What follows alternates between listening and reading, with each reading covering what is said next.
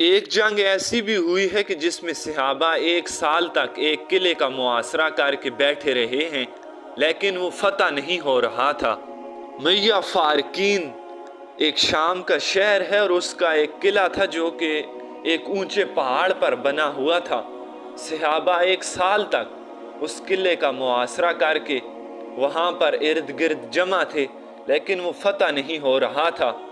اس لشکر میں حضرت خالد ابن ولید جیسے اکابر صحابہ اکرام موجود تھے، لیکن وہ فتح نہیں ہو رہا تھا۔ تو خالد بن ولید نے کہا کہ سارے اصحاب اب روزے رکھو۔ جب پہلے دن روزہ رکھا گیا، خالد بن ولید افطاری کے لیے خیمے میں آئے تو ان کی جو افطاری تھی وہ آگے سے غائب تھی۔ تو انہیں خیال آیا کہ میرا جو غلام ہے شاید وہ بیمار ہو، تو انہوں نے پانی پی کر افطاری کر لی۔ جب حضرت خالد بن ولید رضی اللہ تعالیٰ عنہ اگلے دن آئے تو پھر ان کی افطاری کوئی نہیں۔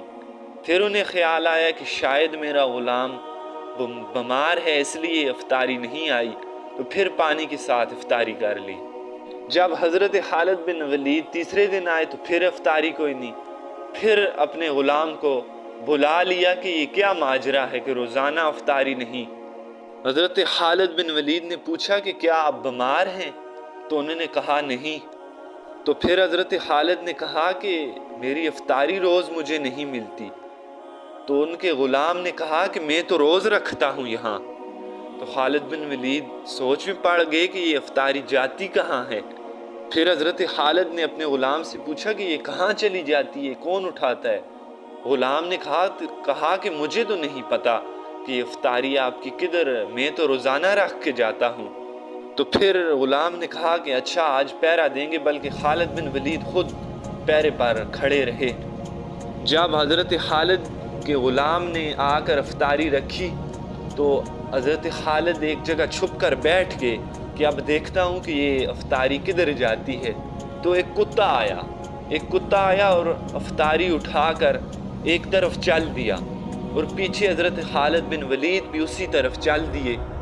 حضرت خالد بن ولید کچھ سمجھ گئے کہ اس کا یہاں سے میری روٹی اٹھانا کوئی راز ہے اس میں، تو حضرت خالد نے بھی اس کتے کے پیچھے دوڑ لگا دی۔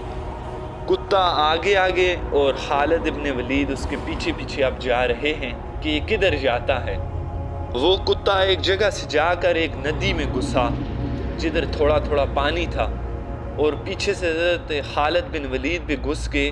تو آگے کیا دیکھتے ہیں کہ ایک جگہ چھوٹا سا سوراخ تھا، جس طرف وہ کتا جا رہا تھا پیچھے ہی حضرت خالد بن ولید بھی جا رہے تھے۔ حضرت خالد بن ولید نے جب دیکھا کہ یہ کتا ادھر گھس رہا ہے اس چھوٹے سے سوراخ میں، تو حضرت خالد کا قد لمبا تھا اور جسم کے بہت پتلے تھے۔ دیکھنے میں تو حضرت خالد ایسے لگتے تھے کہ ایک ہوا کے جھونکے سے یہ اڑ جائیں گے، لیکن انہوں نے پہاڑوں کے اپنے راستے سے ہٹا دیا۔ اللہ رب العزت نے انہیں سیف اللہ کی تلوار کا لقب دیا۔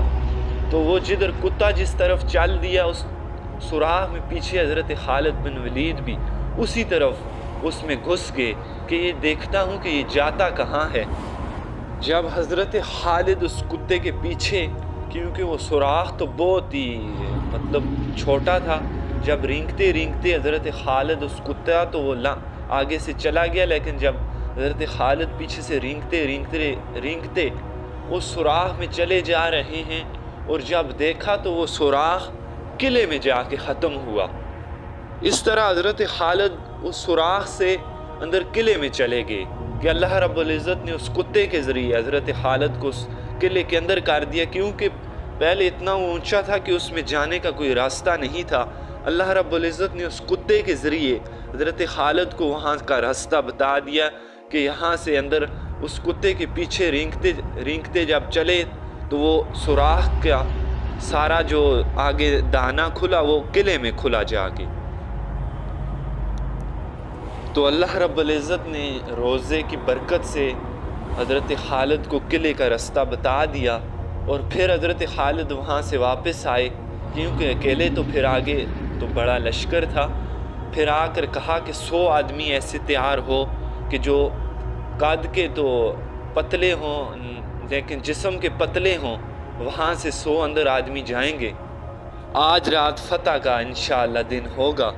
تو جو 100 تیار کیے تھے حضرت خالد نے، ان میں سے بھی 88 اندر جا سکے، اور 12 تھوڑے سے پتلے ہونے سے تھوڑے زیادہ تھے تو اس لیے وہ اندر نہ جا سکے، ان کا جسم تھوڑا موٹا تھا، اور 88 اندر گئے اس قلعے میں۔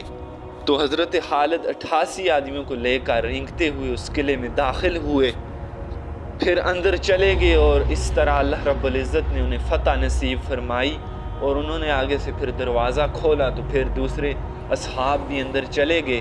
تو اس طرح روزے کی برکت سے حضرت خالد کو اللہ رب العزت نے راستہ دکھایا کہ کس طرح کتے کے ذریعے حضرت خالد اس قلعے میں چلے گئے۔ یہ شام کا علاقے کا قلعہ تھا، بہت اونچے پہاڑ پر تھا جس پر چڑھنا مشکل تھا، اس لیے اللہ رب العزت نے کتے کے ذریعے حضرت خالد کو راستہ دکھایا کہ کس طرح پھر وہ 88 آدمیوں کے ساتھ اندر گئے، اور پھر دروازے کا قلعہ کھولا اور سارے اصحاب اندر گئے، اور اس طرح اللہ رب العزت نے فتح نصیب فرمائی۔